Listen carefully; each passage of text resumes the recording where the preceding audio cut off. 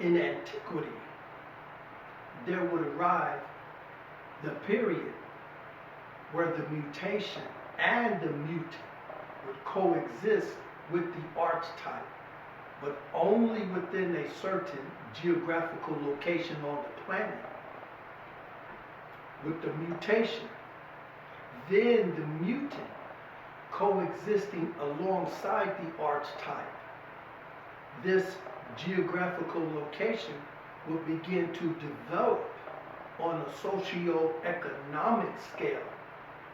Consequently, the way of living would be transformed based on cultural and environmental factors. Meanwhile, however, outside this geographic location, the archetype continued to center himself around an egalitarian lifestyle. Gradually, the mutation, subsequently the mutant, will begin to establish what I refer to as a collective sense of identity, meaning clans merging to unite under one umbrella. Eventually, they would branch out, expand. Nonetheless, the means for survival continued to depend upon an economy that had developed to include borrowing, exchanging, and trading, with livestock as having the highest value.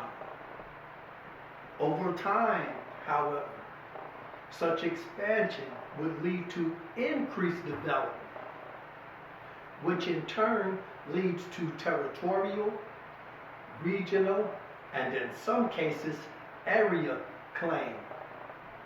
Ultimately, the movement of these umbrellas would become known as capitalism, colonialism, and imperialism. Clans would settle on a tract of land and then begin cultivation. As the clan became too large, a pocket would break apart, find another tract of land, thus repeat the same cycle. These pockets would become known as a colony. Other clans, however, chose not to break apart, opting to become even larger. In doing so, they would increase their presence within a particular tract of land, thus occupying more land. These even larger groups would become known as an empire. So, in antiquity, within a certain geographical location on the planet, there would emerge three distinct ethnicities whose means for survival, way of life, begin to evolve around one another.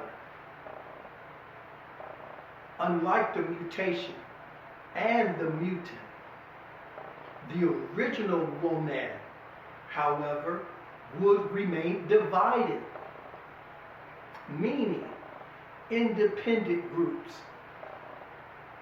The original woman never identified himself as a black man or an African.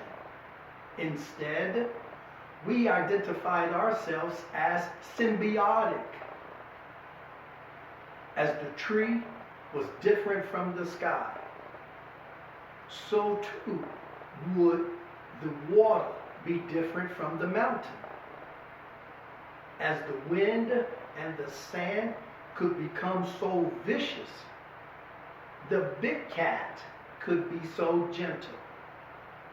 The difference we viewed, however, amongst ourselves was our groups, all the while participating in the same lifestyle.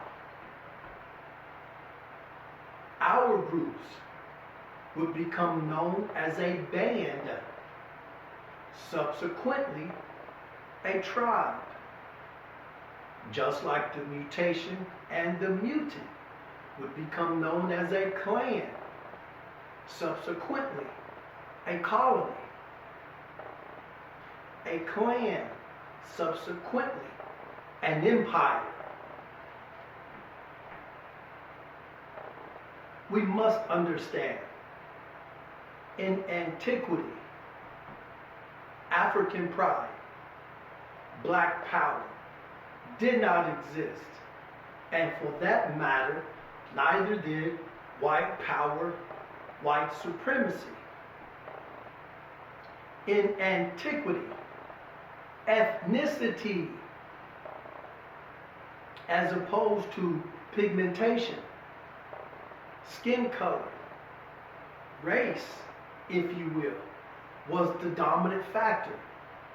So this nonsense about the so-called white man coming to Africa and taking over the land and the people needs to stop. When we talk about ethnicity, we are talking about a culture of people and their practices, their custom, their heritage, their language, their religion in each geographical region. Therefore, ethnically, the archetype ruled the land.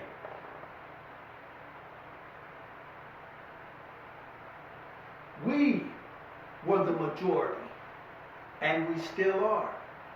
It was our custom, our tongue, our aspect of expressions that were both seen and heard throughout the land.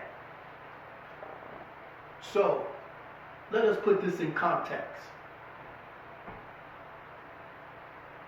In antiquity, within a certain geographical location on the planet, there exist 3 distinct ethnicities.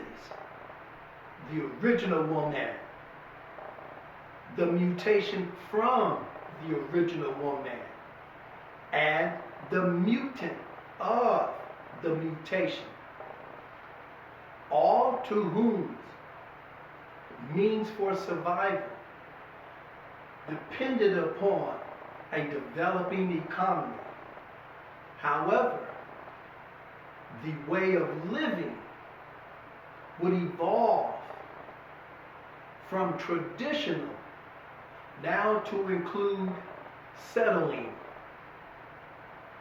Meanwhile, outside this geographic location, the original woman would maintain a traditional way of living.